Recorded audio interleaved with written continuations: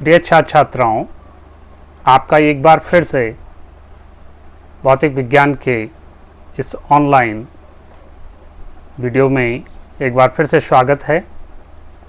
आज हम आपको पृथ्वी के चुंबकत्व एवं चुंबकीय पदार्थ अर्थ मैग्नेटिज्म एंड मैग्नेटिक सब्सटेंसेस के बारे में कुछ जानकारी देंगे।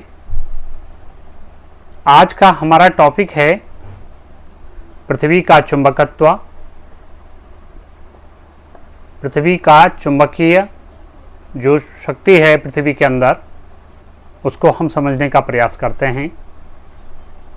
देखिए, आप सभी जानते हैं हमारे चुंबकीय जो उपकरण होते हैं, जैसे धारावाही प्रणालिका है, दंड चुंबक है,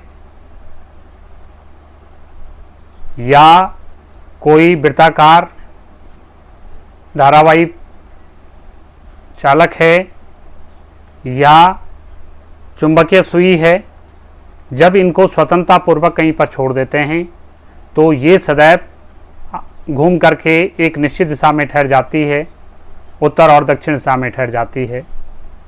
ठीक इसी प्रकार से जब हम किसी लोहे की किल को, लोहे की वस्तु को जमीन के अंदर एक निश्चित दिशा यानी उत्तर और दक्षिण दिशा में रख करके उसको दबा देते हैं, कुछ समय के लिए गाड़ देते हैं उसे, तो उस पर एक चुंबकीय गुण आ जाता है, चुंबक की भांति वो व्यवहार करता है।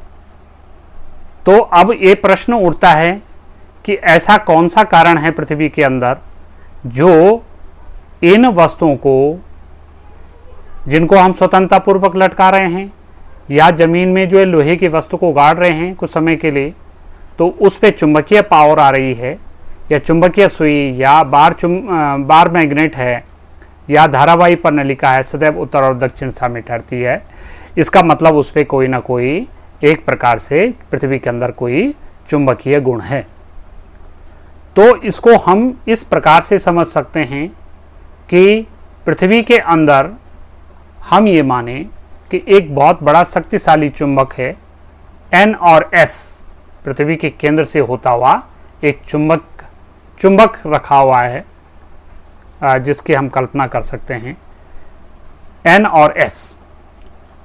और ये N और S चुंबक इस प्रकार से है कि जिसका दक्षिणी ध्रुव तो उत्तर की ओर है, पृथ्वी के उत्तर की ओर है, और उसका जो उत्तरी ध्रुव है उस चुंबक का, वो दक्षिण की ओर है। ठीक है, अच्छा, ये इसको हम ऐसे मान सकते हैं।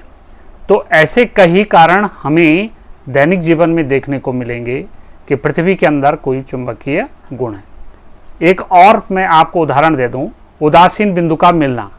देखिए, किसी भी चुंबक, कोई चुंबक आप ले लीजिए, चाहे वो धारावाही प्रणालिका के रूप में है, चाहे वो दंड चुंबक के रूप में है, या किसी भी रूप में वो है, तो उसके कुछ पॉइंट ऐसे होते हैं जहां पर चुंबकीय क्षेत्र क्या होता है, शून्य होता है। ठीक है, तो अभी वैसे ही उसके बारे में बाद में भी चर्चा करेंगे। तो उन बिंदुओं पर कुछ बिंदु ऐसे होते हैं उस चुंबक के जहां पर चुंबकीय क्षेत्र क्या होता है, उसका शून्य होता है। उन बिंदुओं को हम क्या बोलते हैं, उदासीन बिंदु कहते हैं, न्यूट्रल पॉइंट कहते हैं। ऐसे पॉइंट पर जो पृथ्वी का चुंबकीय क्षेत्र होता है उसका क्षैतिज घटक, अभी मैं उस पर बात करूंगा पीछे, और पृथ्वी के चुंबकीय क्षेत्र का क्षैतिज घटक और स्वयं उस चुंबक का जो चुंबकीय क्षेत्र होता है, उन दोनों की दिशाएं बराबर हो जाती है और एक दूसरे के विपरीत हो जाती है, जिस कारण से वो एक दूसरे के प्रभाव को कैंसिल कर लेते हैं, और इस प्रकार उन पॉइंट को हम बोलते हैं उदासीन बिंदु, न्यूट्रल पॉइंट कहते हैं, क्योंकि वहां पर चुंबकीय क्षेत्र की तीव्रता शून्य हो जाती है। तो ये उदासीन बिंदु का मिलना, किसी लोहे की वस्तु का उत्तर और दक्षिण दिशा में जमीन में गाड़ करके उसका चुंबकीय गुण उसके अंदर आ जाना, चुंबकीय सुई का उत्तर और दक्षिण दिशा की तरफ ठहर जाना, ये सब कारण जो है कहीं ना कहीं पृथ्वी के अंदर क्या है, एक प्रकार से चुंबकीय गुण है। ठीक है, जिसको हम बोलते हैं पृथ्वी का चुंबकत्व। ठीक है, अब पृथ्वी के चुंबकत्व को और बढ़िया ढंग से समझने के लिए हमें कुछ मोटी मोटी चीज़ों की जानकारी होनी चाहिए। देखिए, हम जानते हैं कि हम जानते हैं कि हमारी पृथ्वी जिस अक्ष के परितः घूमती है उसको हम क्या बोलते हैं, उसकी घूर्णन अक्ष कहते हैं। ये यहाँ पर आप देख रहे होंगे, ये इसकी क्या है, घूर्णन अक्ष है, ये वाली, ये जो पॉइंट है यहाँ से लेकर के, ये यहाँ से और यहाँ तक जो ये रेखा है, ठीक है, ये जो रेखा है आप देख रहे होंगे ऐसे ऐसे करके, इसको हम क्या बोलेंगे, घूर्णन अक्ष। इसके चारों तरफ जो है हमारी पृथ्वी क्या कर रही है, घूम रही है।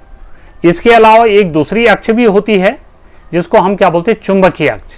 ये वाली जो लाइन आप देख रहे होंगे, एक तो ये डॉट डॉट डॉट वाली लाइन है, इसको घूर्णन अक्ष कहेंगे, और एक ये जो कंप्लीट लाइन है इसको हम क्या बोल रहे हैं, हम इसको बोलेंगे चुंबकीय अक्ष, ठीक है। और ये जो घूर्णन अक्ष है और चुंबकीय अक्ष है, एक दूसरे से कुछ झुकी हुई होती है, एक साथ नहीं होती है, बल्कि कुछ एक दूसरे से कुछ कोण पर होती है। इनके बीच का जो कोण होता है, वैज्ञानिक अध्ययनों के आधार पर यह पाया गया कि 11.5 डिग्री का इनके बीच में क्या होता है, कोण होता है, ठीक है। अच्छा, इस चुंबकीय अक्ष से गुजरने वाला जो एक तल होता है जिसको हम बोलते हैं चुंबकीय याम्योत्तर, ये भी आपने याद रखना है।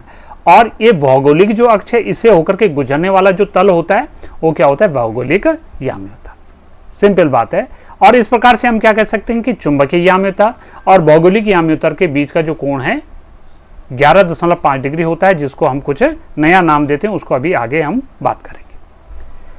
अब जब हम क्या करेंगे, चुंबकीय सुई को पृथ्वी तल पर एक स्थान से दूसरे स्थान तक अगर हम उसको ले जाते रहें, तो हम उस पर लगने वाले बल की दिशा को अलग अलग नोटिस करेंगे। कहीं पर बल अलग दिशा में लगेगा, कहीं और लगेगा, तो माने भिन्न भिन्न बिंदुओं पर उसमें बल की दिशा भी क्या होगी, भिन्न भिन्न होगा।